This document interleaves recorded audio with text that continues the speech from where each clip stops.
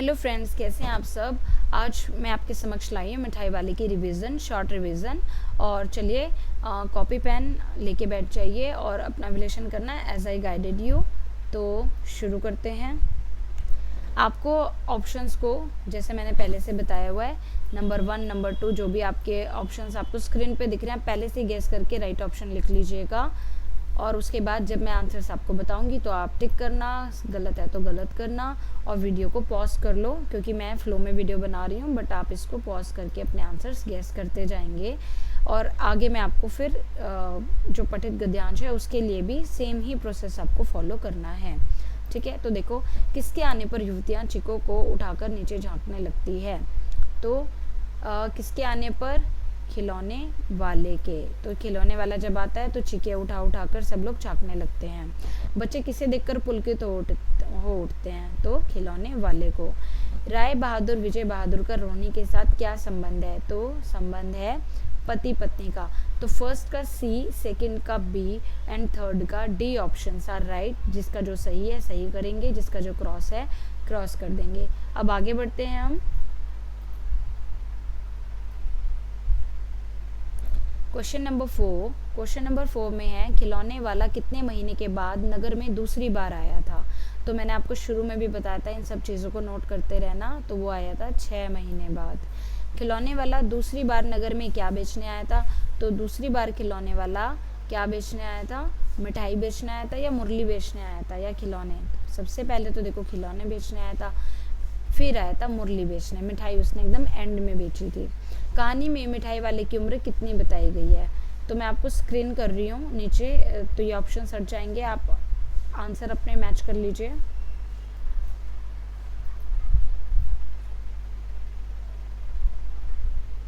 Video को pause करके answers भी गैस कर लेना, ठीक है। तो कहानी में मिठाई वाले की उम्र कितनी बताई गई है? 40-50 वर्ष, 40-35 वर्ष या 40 वर्ष, 30-32। तो हमने पाठ में पढ़ा था कि वो नवयुवक था, वो बूढ़ा नहीं था, तो 30-32 वर्ष उसकी बताई गई है। मिठाई वाला कैसा साफा बांधता था? तो मिठाई वाला जो है बीकानेरी साफा बांधता था। मिठाई वाला अपनी मुरली को कितने पैसों में बेचता था? तो 2 पैसों में अपनी मुरली को बेचता था। तो ये सारे ऑप्शंस हमारे जो हैं सही हैं, आप इनको अच्छे से देख लीजिएगा।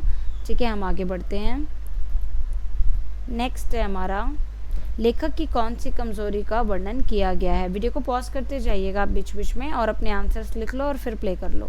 लेखक की कौन सी कमजोरी का वर्णन किया गया है?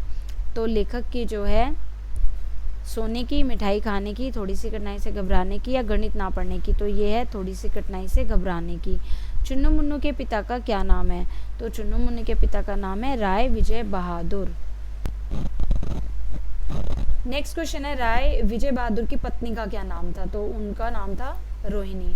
अब ये ऑप्शंस आप टिक कर लीजिएगा, आपके जो हैं। मैं आगे बढ़ रही हूँ।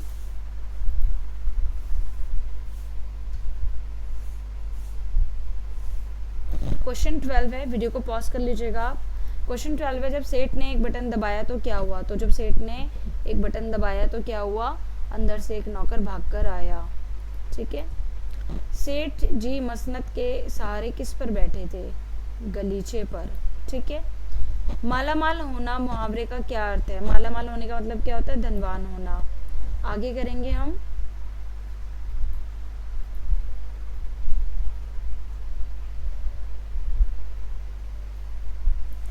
मिठाई वाले शीर्षक पाठ के रचयिता कौन है? तो वे हैं हमारे भवानी प्रसाद मिश्र। समाचार पत्र कौन पढ़ रहा था? तो समाचार पत्र विजय बाबू पढ़ रहे थे। विजय बाबू ने मुरली वाले से कितनी मुरलियां खरीदी थी? तो उन्होंने बोला था ना 2 ठो, तो यानी कि 2। अब आगे बढ़ रहे हैं।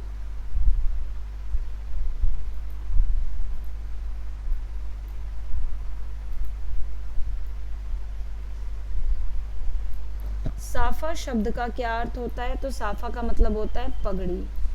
मुरली वाले के बारे में लोग क्या कहते थे? कि वो अच्छा गाता है, वह मुरली बजाने में उस्ताद है, उसका कंठ बहुत मीठा है, वह मुरली बेचने में माहिर है। तो बच्चों ये सारी बातें ना आपको सही लगेंगी, बट लोग क्या कहते थे? कि वो मुरली बजाने में उस्ताद है। ठीक है।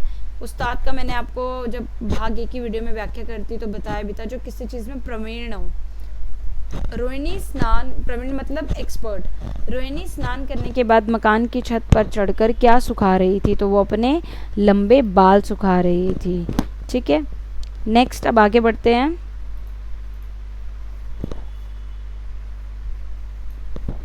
आगे है, मिठाई वाले के पास किस चीज़ की कमी नहीं थी? तो धन की कमी नहीं थी। चुंदल शब्द का क्या अर्थ है? तो चुंदल चुंदल बोल रहे थे ना, मेरा गोला कैचा चुंदल है, तो यह सुंदर। ठीक है, अब देखो आपको कुछ पद्यांश गद्यांश दिया है, उसके बेस पर आपको उत्तर देने हैं। तो first what you need to do, you have to read this passage and for that approximately it will take 1 or 2 minutes। आप इसको 1 या 2 मिनट लगाकर पढ़ेंगे, इसका अर्थ ग्रहण करेंगे और उसके बाद इस पैसेज के बेस पर जो ये क्वेश्चंस दिए गए हैं उनका आंसर आप देंगे। ठीक है, आपकी स्क्रीन पे हैं ऑप्शंस दिख रहे हैं, वीडियो को पॉज करके आंसर्स गेस कर लीजिए और फिर मेरे बताए हुए आंसर से मैच कर लीजिएगा। नगर भर में किसके आने का समाचार फैल गया? तो नगर भर में खिलौने वाला, मिठाई वाला, सब्जी वाला, मुरली वाला। अब यहाँ देखो, यहाँ पे आप कंफ्यूज हो जाओगे। तो नगर भर में खिलौने वाले का सबसे पहले वही था। ठीक है, मुरली वाला कितने पैसे में मुरली बेचता था? तो 2-2 पैसे में। मुरली वाला कैसे मुरली बेचता था? तो वो मुरली बेचता था मुरली बजाकर, सॉरी मुरली बजाकर नहीं, गलत हो गया ऑप्शन। मुरली वाला मुरली बजाकर गाना गाकर है, क और ख दोनों, तो इसका ग ऑप्शन होगा। वो मुरली भी बजाता था और गाना भी गाता था। आगे देखेंगे हम।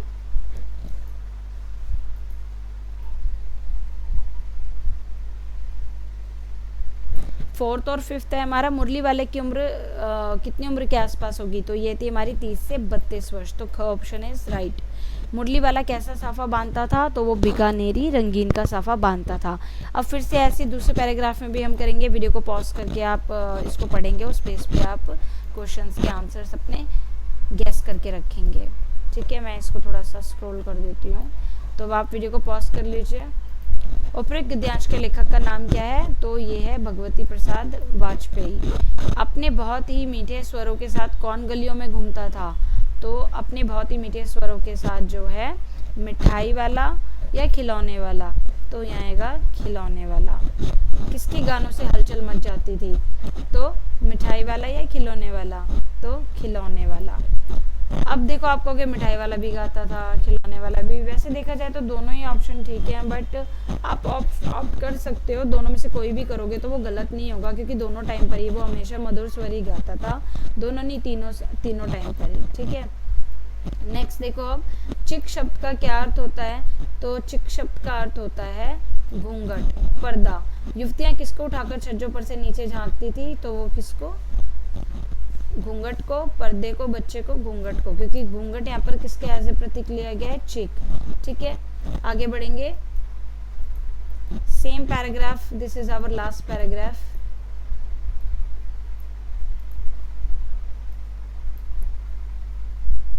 इट इज नॉट स्क्रोलिंग,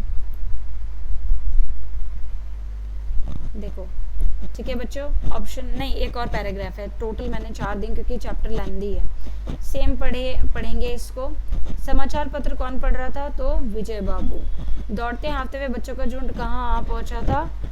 ये वो वाला समय है जब वो क्या बेचने लगा था? मुरली बेचने लगा था, मुरली। किसका जूता पार्क में छूट गया था? तो बच्चों का। ठीक है,